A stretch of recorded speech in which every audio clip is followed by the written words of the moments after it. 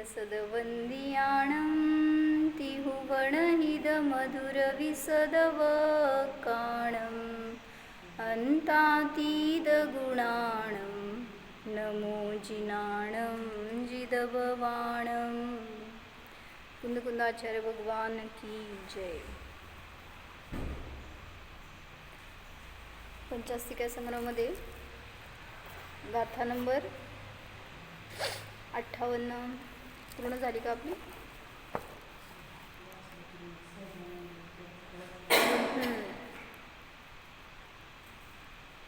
जयसेनाचार्यांची घेतली नव्हती का आपण?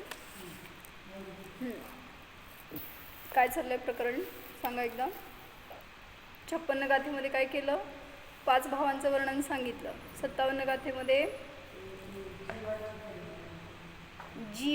जीवच जीवाच्या भावाचा करता आहे, कर्म नाही, असं 57 गाथेत सांगितलं.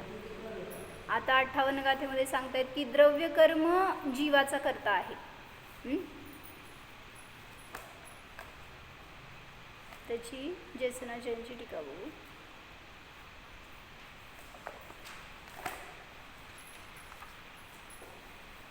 त्यांचं गाथा नंबर पुढचा असेल बरं का, म्हणजे 100 पानावर 64 नंबरची गाथा आहे. अथ रागादि परिणामानां उदयागतं द्रव्यकर्म व्यवहारेण कारणं भवति इति दर्शयति. नंतर रागादि परिणामांचं उदयागत कर्म हे व्यवहाराने कारण आहे. म्हणजे तुम्हाला जे रागादी परिणाम होतात त्याचं कारण व्यवहाराने जे उदयाला येणारे द्रव्यकर्म आहेत ते कारण आहे असं सांगतात. वास्तविक रूपाने ते कारण आहे असं दाखवतात. कम्मेण विना उदयं जीवसण विज्यते उवसमं वा खय्यं खवसमियं तम्मा भावं तुकं मकदं. कर्माविना जीवाचं उदय न विज्यते नसतो, उवसमं न विज्यते, खय्यं न विज्यते, खवसमियं न विज्यते. म्हणजे उदय नाही, उपशम नाही, क्षय नाही, क्षयोपशम नाही. म्हणून जीवाचे भाव हे कर्मकृत असतात असं म्हटलं जातं. असं गाथेमध्ये भाव सांगायला लागले. कर्म के बिना जीव का उदय, उपशम, क्षय या क्षयोपशम भाव नहीं होता, इसलिए ये चारों प्रकार के भाव कर्मकृत है. कर्मणा विना मिळालं ना? कर्मणा विना तुम्ही पुस्तक काकी हे घेतलंय, जयसेनाचार्यांचं घ्या म्हणजे ते पण राहू दे, ते कोपऱ्यातलं पुस्तक घ्या, इकडच्या कप्प्यातलं.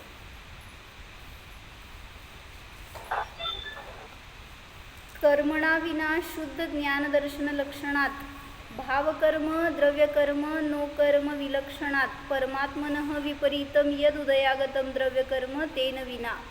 काय म्हणजे शका की तिथं डाव्या साईडला आहे, वरच्या दुसऱ्या कप्प्यात सगळ्यात कडेचं ते गठ्ठा तसाच ठेवा. हां ते सगळे जयसेनाचार्यांचे वाचलो होतो आपण हे थोडंसं. त्यातले सगळे पुस्तकं जयसेनाचार्यांचे बहुतेक. बघू, दाखवा मला. नाही ते नाही, ते बाजूला ठेवा.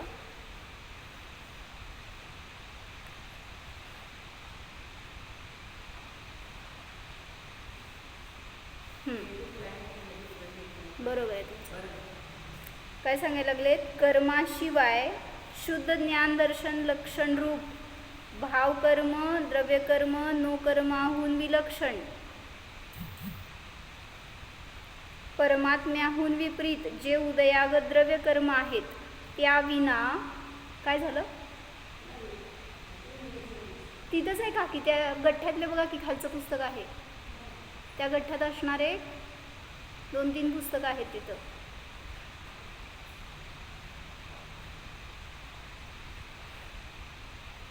तेच आहे, तिथंच ठेवा परत म्हणजे ते मिळेल तुम्हाला. तर काय सांगत होते?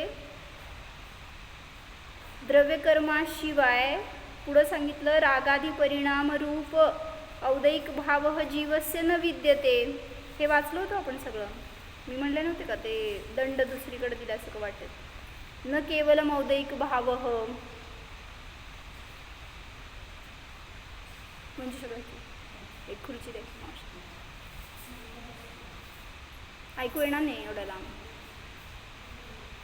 इथं बस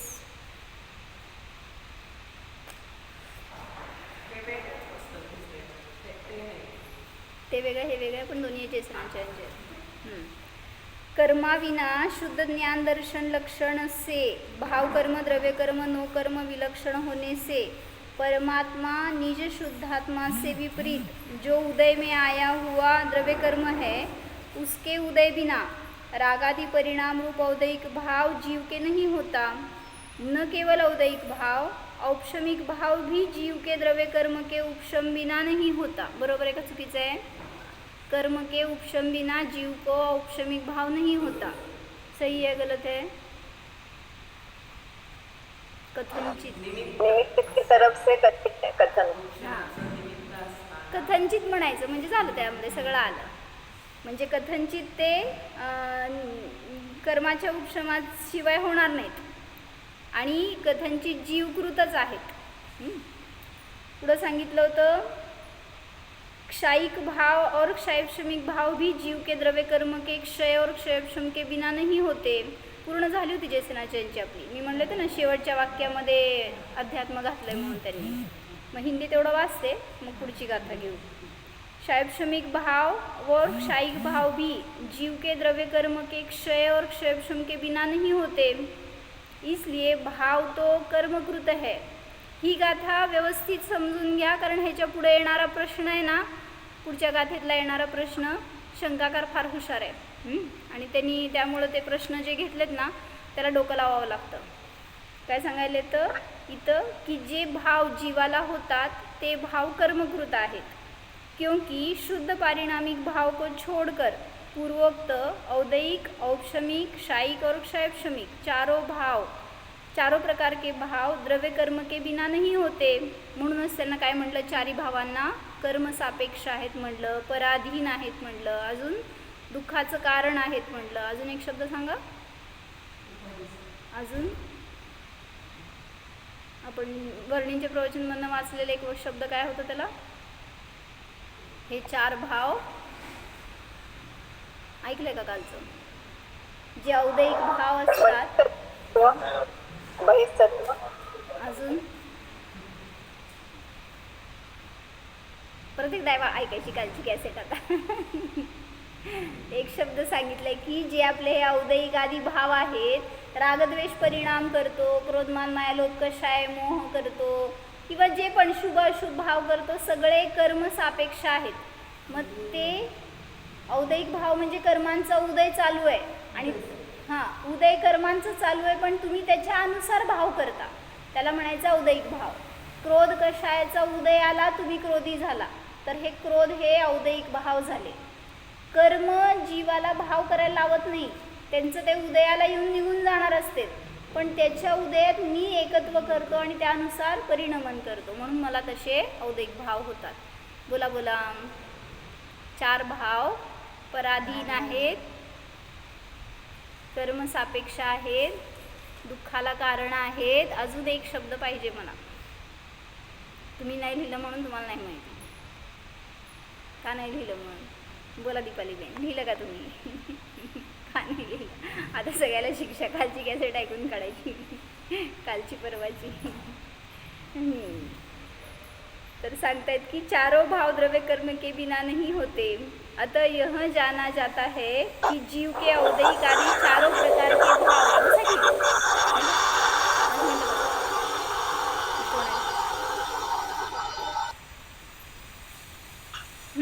चारों प्रकार के भाव द्रव्य कर्म के बिना नहीं होते अतः यह जाना जाता है कि जीव के औदयिक आदि चारों के प्रकार के भाव अनुपचरित असद्भूत व्यवहारने से द्रव्य कर्म कृत है।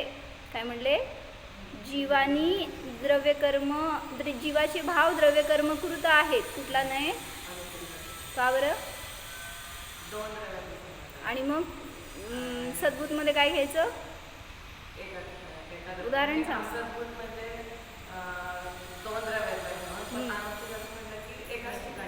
एक क्षेत्रावगाह रूप आहेत म्हणून आणि भावकर्मांचा जीवाशी संबंध सद्भूत व्यवहार नाही, उपचारी सद्भूत व्यवहार नाही आणि जीव भावकर्मांचा करता आहे. पण द्रव्य कर्मांनी जीवाचे परिणाम केले असं म्हटलं तर असद्भूत व्यवहार नहीं झाला. यहाँ गाथा सूत्र में सामान्य से केवल ज्ञानादि नवशायिक लब्धि रूप और विशेष से तो केवल ज्ञान के अंतर्गत आने वाला जो अनाकुलत्व लक्षण वाला निश्चय सुख इत्यादि जो अनंत गुण है उनका आधारभूत जो यह क्षायिक भाव है वह ही सर्व प्रकार से उपादेय भूत है. ऐसा मन से श्रद्धान करने योग्य, जानने योग्य और मिथ्यात्व रागादि विकल्प जाल छोड़कर निरंतर ध्यान करने योग्य है. यह भावार्थ है.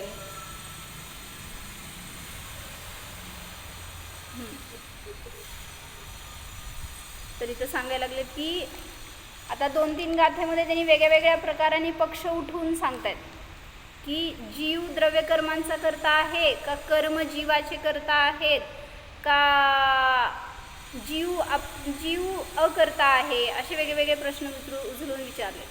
तर 59 नंबरची अमृतचंद्राच्यांची गाथा बघू. आता 59 आणि 60 नंबरची गाथा आहे ना, तर ते दोन्ही गाथा रिलेशनमध्ये आहेत. म्हणजे पहिल्या गाथेमध्ये प्रश्न आलाय आणि त्याचं उत्तर दुसऱ्या गाथेमध्ये आलं. इथे असं घ्या डोक्यावर. भाओ जदि कम्म कदो अत्ता कम्म सहोदि किदकत्ता न कुणदि अत्ता किंचिवी मुत्ता अन्नम सगम भावम. म्हणजे एक रूपरेषा सांगते की सांख्यमतवादी आहे तर तो काय विचार करतोय की त्यांचं मत असं आहे, सांख्य म्हणा कपिल म्हणा, त्यांचं म्हणणं असं आहे की जीव सर्वथा अकर्ता असतो, जीव सर्वथा शुद्ध असतो, भोगता असतो, चेतनमय असतो. एक गाथा दिली आहे त्यांनी जयसेनाचार्यांच्या टीकेमध्ये, त्याच्यामध्ये त्यांनी सगळं जीवाचं स्वरूप सांगितलं, त्यांनी काय मानतात ते. म्हणजे जीव अकर्ता असतो पण भोगता असतो, चेतन असतो पण ज्ञानरहित असतो, असं त्यांचे सगळे उलटे सुलटे मत आहेत. कारण ते प्रकृती आणि पुरुष असे 2 तत्व मानतात ना, त्यामुळे ते सगळे ह्याचे गुणधर्म त्याच्यात आणि त्याचे ह्याच्यात असं करून त्याला वेगळं वेगळं करून टाकलं. मग इथं त्यांना काय म्हणायचं आहे की आत्ता आपण काय पक्ष मांडला, द्रव्य कर्म औदैहिक भावांचा करता आहे हे आचार्यांनी सांगितलं की लगेच सांख्यमतवादी उठून उभारला आणि म्हणला की आम्ही जे सांगतो ते बरोबर आहे. मग जीव अकर्ता आहे, बरोबर आहे का चुकीचं आहे? तुम्ही पण हेच म्हणलं ना, द्रव्य कर्मांनी औदैहिकादी भाव केले म्हणजे जीव काय झाला, तिथं अकर्ता झाला. म्हणजे तुमचा पण आमच्या मतामध्ये प्रवेश झाला असं सांख्यांना म्हणायचं आहे तुम्हाला, बरं का. मग या गाथेत काय सांगाले, हे पूर्ण गाथा त्या शंकाकराशीच आहे. जदी कम्म कदो भाओ आत्ता कम्मस किदकत्ता होदी. समजलं का? जदी जर भाव कम्म कदो, भाव जे आहेत जीवाचे ते कर्मकृत आहेत, तर आत्ता म्हणजे आत्मा कम्मस किदकत्ता होदी, आत्मा कर्मांचा करता कसा होईल. म्हणजे जीवाचे भाव करणारे ते द्रव्य कर्म आहेत.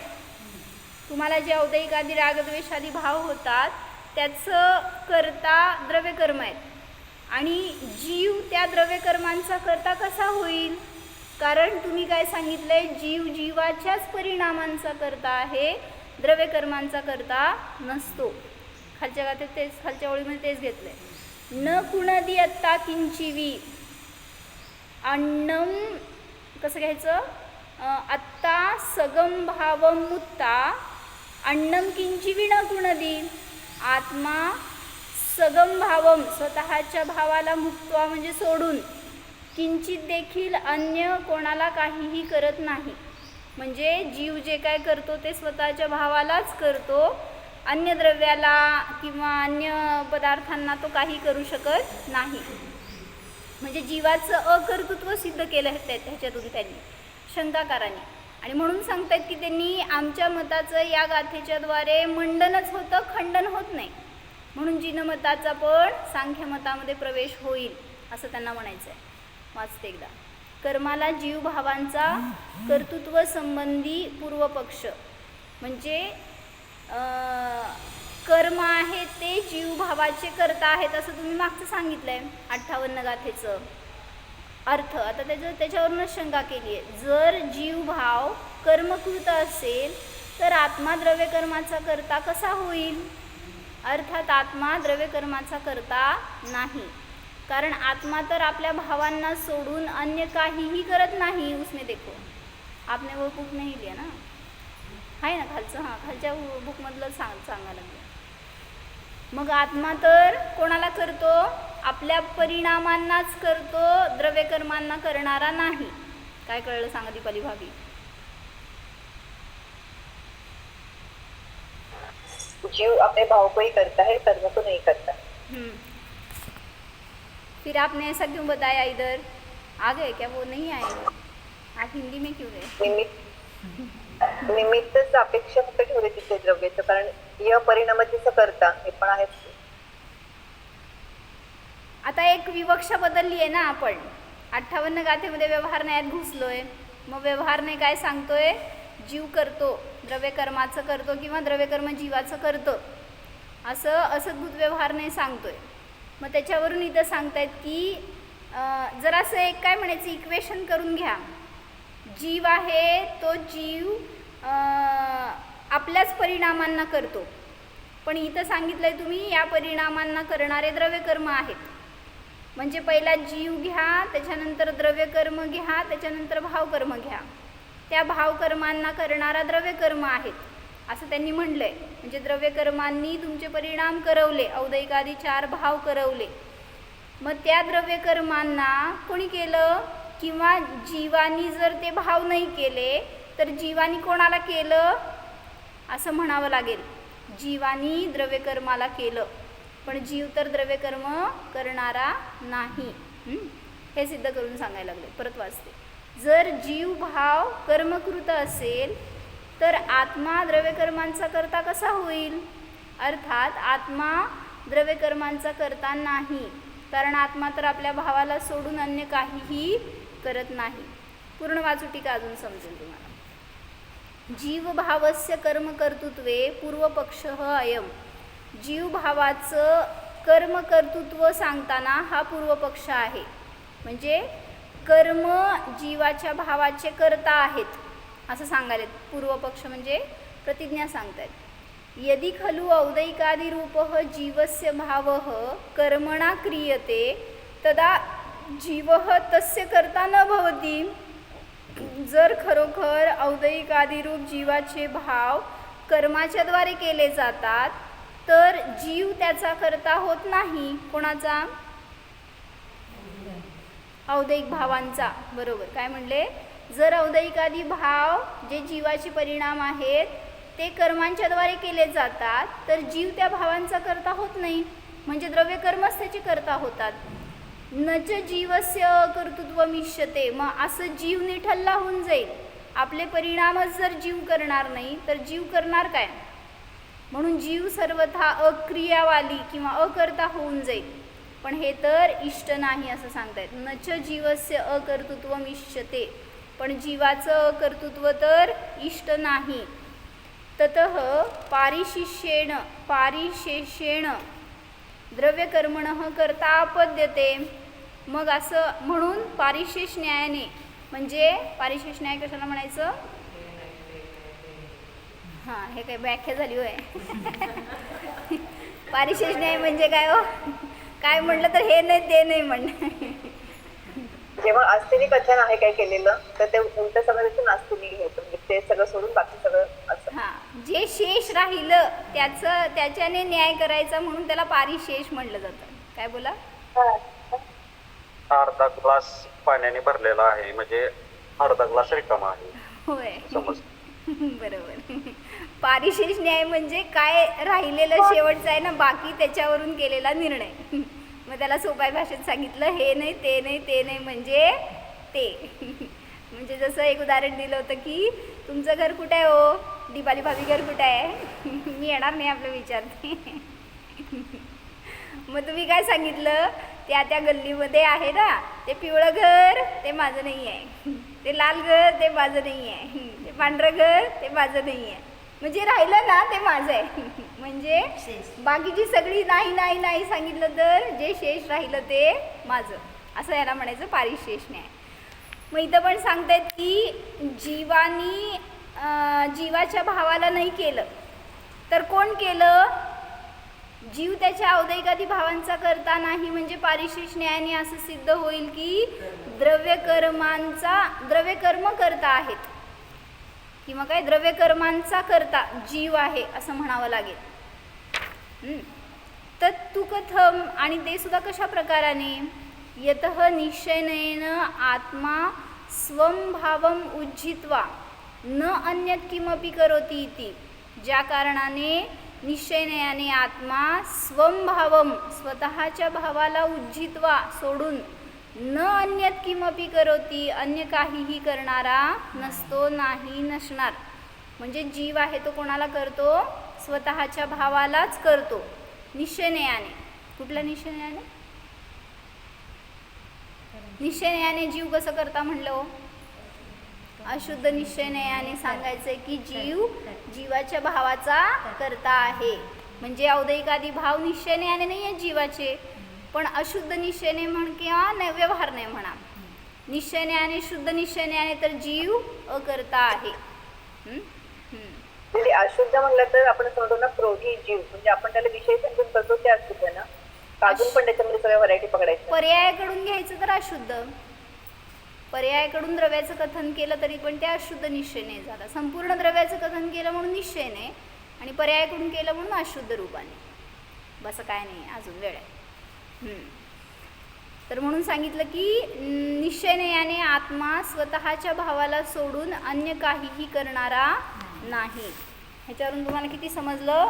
मला शंकाच आहे. समजलं म्हणा. नाहीतरी तर वर्णींच्या प्रवचनमध्ये जरा असं खुलासा त्यांनी केला है. इस आत्मा के संबंध में यह एक चर्चा रखी जा रही है. यह आत्मा अपने परिणामों का करता है. यह बात आगम प्रमाण से, युक्तियों से, अनुभव से सब प्रकार से निश्चित कर दी थी. अब यह क्या पन्ना पलटा दिया? जीव के भाव को कर्मकृत ही कह डाला और एक पारिणामिक भाव छोड़ा, उसे कर्मकृत नहीं कहा. सो उसे कार्य भी तो नहीं माना, क्रिया भी तो नहीं माना, काम भी तो नहीं माना. फिर कृत बात कहने की गुंजाइश ही क्या है? जो काम है, जो परिणाम है, वह चाहे क्षयिक हो, औदैक हो, औपशमिक हो, क्षयपशमिक हो, उन सबको भी कर्मकृत कह डाला. फिर यह आत्मा किसे करेगा? सगळं करणारा तर कर्म आहे. मग जीवाने काय केलं? जीवाला जॉब काय? जीव कायच नाही करणारा असं म्हणावं लागेल. म्हणून एक चांगलं गोष्ट काय कळली ह्याच्यातून? पारिणामिक भाव कोणाचं कार्य नाही, कोणाचं कारण नाही, कोणाची क्रिया नाही. काय कळलं? पारिणामिक भाव कोणाचा करता नाही, कर्म नाही, क्रिया नाही. म्हणजे काय? ह्याच्यावरून काय समजतंय? असं दे की हां, करता नाहीये, कर्म नाहीये, क्रिया. म्हणजे काय क्रिया सांगायचं? परिणामी करता जब करता है त्या रूपाने परिणामी सुद्धा कर्म होत आणि ती क्रिया होते जी आहे ती असं तीन अर्थ. बरोबर. म्हणजे सांगायचंय पारिणामिक. बरं बोला, काय म्हणताय? पारिणामिक भाव स्वाभाविक आहे. बरोबर बरोबर. म्हणजे कोणाची क्रिया जेव्हा घडती ना, हे त्याचं कार्य आहे असं म्हणतो, त्यावेळीस कार्य हे फळ झालं ना, त्यामुळं पारिणामिक भाव कोणाचं फळरूप नाही आहे. असंच सांगितलं समयसारच्या 308, 9, 10, 11, 12 गाथेमध्ये सांगितलं त्यांनी. 4 गाथेमध्ये काय सांगितलं? नकुदो चिवी उपन्नो जम्हा कज्जमणतेण सोआदा उप्पादेदिन किंचिवी कारणमवितेण स होई. म्हणजे आत्मा न कुदो चिवी उपन्नो, कोणाला उत्पन्न करत नाही. जम्हा कज्जम न तेन सो होई, त्यामुळं तो कार्य नाही आहे, कोणाचं कार्य नाही. उपादेदिन किंचिवी, कोणाचं द्वारे उत्पन्न होत नाही, कोणाच्या द्वारे उत्पन्न होत नाही म्हणून कार्य नाही, आणि कोणाला उत्पन्न करत नाही म्हणून कारण नाही. असंच इथं पारिणामिक भावाविषयी सांगितलं की पारिणामिक भावसुद्धा कार्यरूप नाही आणि कारणरूपसुद्धा नाही. पण हे जे 4 भाव आहेत हे कार्यरूप आहेत. कुठले 4 भाव? औदिक, औक्षमिक, शायिक आणि शायुक्षमिक. 4ही भाव कार्य आहेत. मग कारण कोण आहे हो? या 4 भावांचं कारण कोण आहे? ॲक्च्युली जीव. पण इथं सांगतायत आता द्रव्य कर्म त्या 4 भावांचा करता आहेत. बसा इथं मामा, त्याच्यावर बसा बसा. यदि यह औपशमिकादि 4 भाव कर्मों के द्वारा किए जाते हैं तो अर्थ यह हुआ ना कि जीव उन भावों का करता नहीं है, कर्म करने वाले है, जीव करने वाला नहीं है. इथंच आहेत ना तुम्ही? आहेत ना? प्रश्नचिन्ह दिसाले मला. उनके कर्ता कर्म हुए तब जीव उन भावों का करता नहीं. इसका भाव यह हुआ कि किसी का भी करता नहीं है. यह तो बात इष्ट है नहीं, सिद्धी न होगी, यथार्थ भी है नहीं. म्हणजे जीव अकर्ता सिद्ध होईल ते आम्हाला इष्ट नाही. जीव तो अब यहाँ करता रहा नहीं तुम्हारी शंका में, तो अर्थ यह हुआ कि जीव अपने भावों का करता नहीं किंतु द्रव्य कर्म का करता हो गया. म्हणजे काय म्हणायचं? इकडचं करत नाही तर तिकडचं करतो असं म्हणावं लागेल. हे पारिशेष न्याय सांगायचं आहे. जीव भावकर्मांना करत नाही तर करतो कोणाला? म्हणजे न अकर्ता आहे न भावकर्मांचा करता आहे. मग करता कोणाचा सिद्ध झाला हो? समजलं का पारिशेष कसं लावलं त्यांनी? 3च गोष्टी आहेत, एक जीव, एक द्रव्यकर्म आणि एक भावकर्म. मग जीव भावकर्मांचा करता नाही आणि जीव अकर्ता पण नाही. मग करता कोणाचा झाला? पारिशेष न्यायाने तो द्रव्यकर्मांचा करता झाला असं म्हणावं लागेल. मला चांगलं समजलं, तुम्हाला किती समजलं मला माहीत नाही.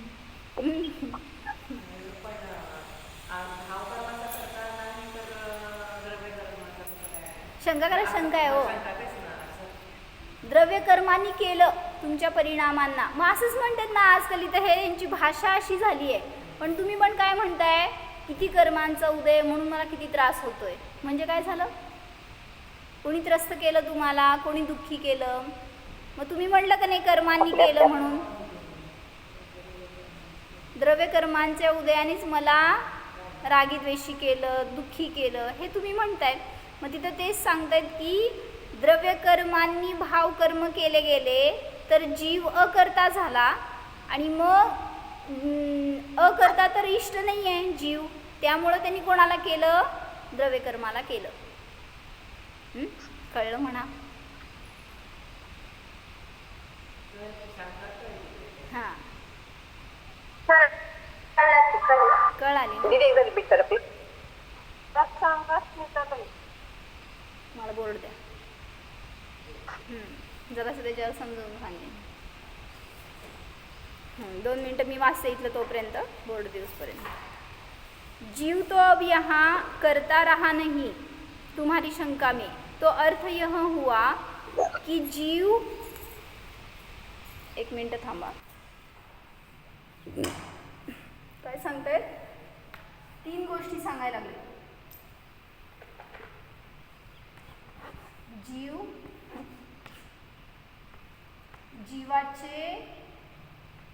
जीवाचे जे भावकर्म आहेत त्यांचा करता कोण आहे? द्रव्यकर्म आहे. द्रव्यकर्मांनी भावकर्माला केलं असं म्हणणं आहे शंकाकाराचं.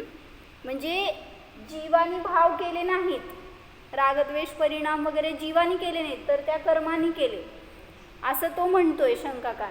मग त्याला विचारलं आपण, जीव या भावाचा करता नाही, जीव मग अकर्ता आहे का?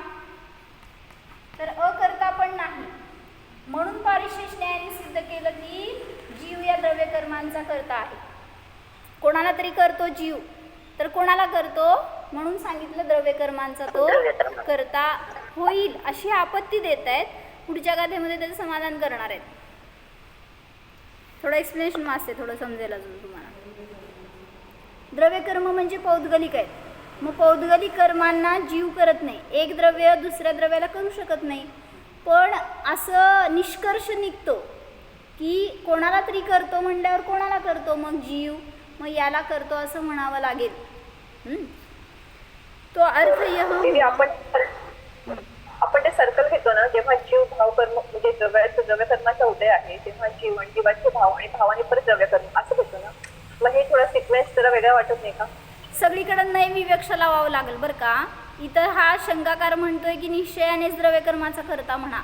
आम्ही म्हणले की मग द्रव्यकर्मांचा करता आहे व्यवहाराने, पण त्यांनी सर्वथा मानू लागला. आता एकतर सर्वथा अकर्ता म्हणा, नाहीतर द्रव्यकर्मांचा करता म्हणा, पण कर्म तसं तर होणार नाही. आपल्या मतामध्ये सगळी विवक्षा मान्य आहे आपल्याला, फक्त आपण त्याला अँगल लावून बघतो म्हणून. पण आता तो शंकाकार आहे, तो एकांतवादी आहे, त्यामुळं त्याचं ते मत सिद्ध होत नाही आहे. तो अर्थ यह हुआ कि जीव अपने भावों का करता नहीं किंतु द्रव्य कर्म का करता हो गया, तो परस्पर में जुहार हो गई. द्रव्य कर्म ने कर दिया जीव के भावों को और जीव ने कर दिया द्रव्य कर्म को. लो कैसे कलंक से बचे. पदार्थ को अकर्ता भी न रहने दिया, परिणमन से रहित भी न रहने दिया. हे भावकर्म होत आहेत ते जीवाचं परिणमन आहे, त्यामुळे जीव परिणमनाने रहित पण नाही आणि अकर्ता पण नाही. त्यामुळं त्याला कर्ता बनवलं, पण कोणाचा? द्रव्यकर्माचा. और बात भी कुछ से कुछ रख दिया. जीव हुआ द्रव्यकर्म का करता और पुद्गल कर्म हुआ जीव के भावों का करता. मगर यह बात कैसे घटित हो. म्हणजेच काय सिद्ध होणार? एक द्रव्य दुसऱ्या द्रव्याचा करता झाला, क्योंकि निश्चय से यह आत्मा अपने भावों को छोड़कर अन्य किसी की कर ही नहीं सकता, करता ही नहीं है.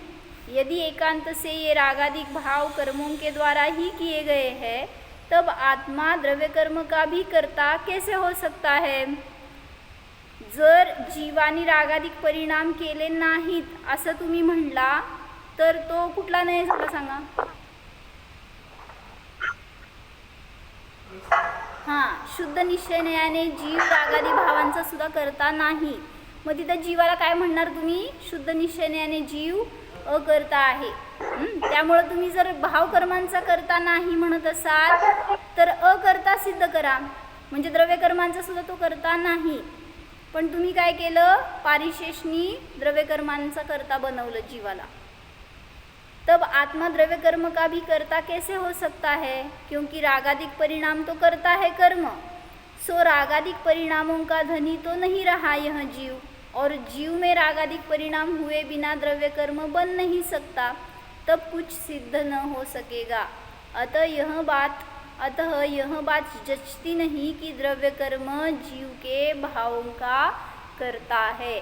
कोण कोणाचा करता आहे? असं खिचडी झाली का डोक्यामध्ये? कोण कोणाला करतं?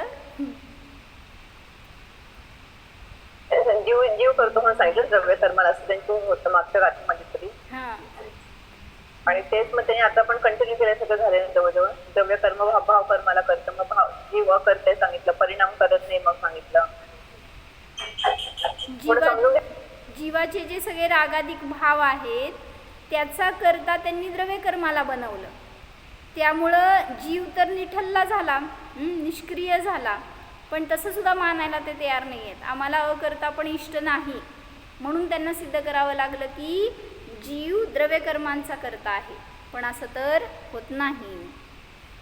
म्हणजे जीव म्हणजे भाव घेतला आणि भावकर्म वेगळे घेतला असं म्हटलं. नाही, जीव म्हणजे द्रव्य घेतला आणि हे भावकर्म म्हणजे त्याचं परिणमन घेतलं. जीवाची पर्याय भावकर्म म्हणत असताना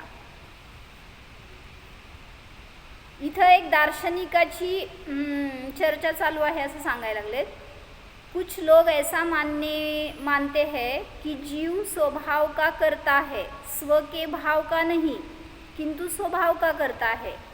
जीव में जो चैतन्य तत्व है, स्वभाव है, उस चैतन्य का करता है यह जीव, पर जीव के जो परिणमन है उनका करता नहीं है. जीव जीवाचा करता आहे पण जीव भावाचा करता नहीं है. आता एक वेगळा दार्शनिक असंच, चेतन के परिणमन ही नहीं हुआ करते. ये जानन देखन विचार राग द्वेष जो कुछ होते हैं यह जीव की क्रिया नहीं है, प्रकृति की क्रिया है. ह्याच्यासाठी सांख्यमत समजून घ्यावं लागेल तुम्हाला. सांख्यमत काय हो, दाखवलं होतं मागे एकदा मी. सांख्यांनी काय मानलं, दोन तत्व मानले, पुरुष पुरुष आणि प्रकृती. प्रकृती किंवा दुसरं नाव काय त्याला, प्रधान. प्रकृती म्हणा किंवा प्रधान म्हणा. मग त्यांनी हे दोन तत्व मानले, पण मागं दाखवलं तुम्ही तुम्हाला यांचं. पण कसे मानतात ते, पुरुष कोणाला म्हणले, हां पुरुष चेतन आहे पण ज्ञान रहित आहे आणि प्रकृतीचा धर्म ज्ञान आहे. परत पुरुष आहे तो अकर्ता आहे आणि जे इकडं प्रकृती आहे त्याच्यामध्ये कर्म आहे. कर्म म्हणजे तो करता आहे असं मानलं. पुरुष आहे तो भोगता आहे आणि कर्म अभोगता आहेत. असं त्यांनी त्याचे एक एक विशेषणं घेतली आहेत जयसेनाचार्यांच्या टीकेमध्ये. उद्या बघू आपण काय त्याच्यामध्ये जास्त. मग इथं त्यांनी तेच सांगतात की जाणणे देखणे वगैरे हे सगळं जे आहे ना कर्म, इथं जाणण्याचं कार्य वगैरे प्रकृती करते, पुरुष करत नाही.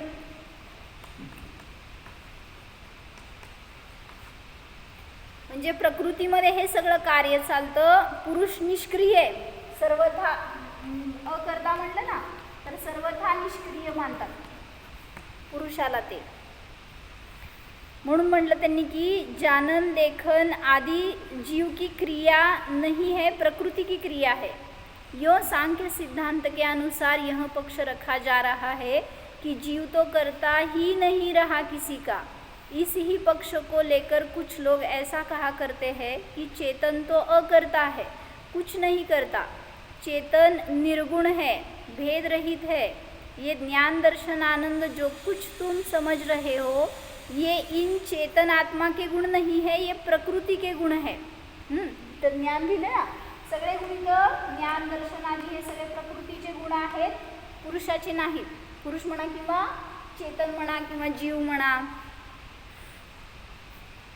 ये प्रकृति के है. ऐसा सांख्य दर्शन के अनुसार आत्मा का स्वरूप बताया जा रहा है. यह आत्मा शुद्ध है, राग द्वेष से परे है. इस समय लोग यह भ्रम कर रहे हैं कि यह आत्मा राग द्वेष करता है, राग द्वेष कर रही है और दूसरी राग द्वेष कर रही है कोई दूसरी शक्ति, और भ्रम हो गया यह जीव राग द्वेष करता है. त्यांना म्हणायचं आहे प्रकृतीने केलं, तुम्हाला वाटते जीव करतोय पण जीव तर करता नाही. जिस दिन यह भ्रम मिट जाएगा और जीव को निर्गुण अकर्ता के रूप में परख लेगा तभी कल्याण बनेगा.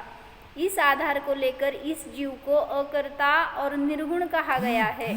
यह चेतन अकर्ता है, निर्गुण है, इसी कारण यह शुद्ध है, नित्य है, एक है, सर्वव्यापक है. ही सगळी सांख्यांची शंका झाली. ह्याच्यावर आता उत्तर आचार्य देणार आहेत. तोपर्यंत तुम्ही द्या, तुमचं उत्तर काय निघते बघू. जीव द्रव्यकर्मांना करतो की नाही करत, जीव करता आहे की अकर्ता आहे. सगळ्या प्रकारांनी विचार करून त्याच्यावर उत्तर दिलेलं आहे पुढच्या गाथेमध्ये. जिज्ञासा असेल तर वाचून काढा पुढची गाथा. हो जाणा.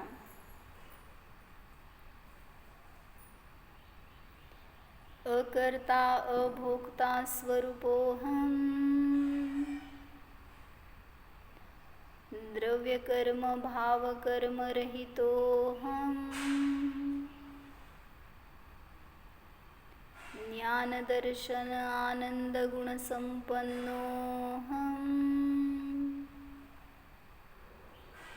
निष्क्रिय स्वरूपोऽहम्. ओम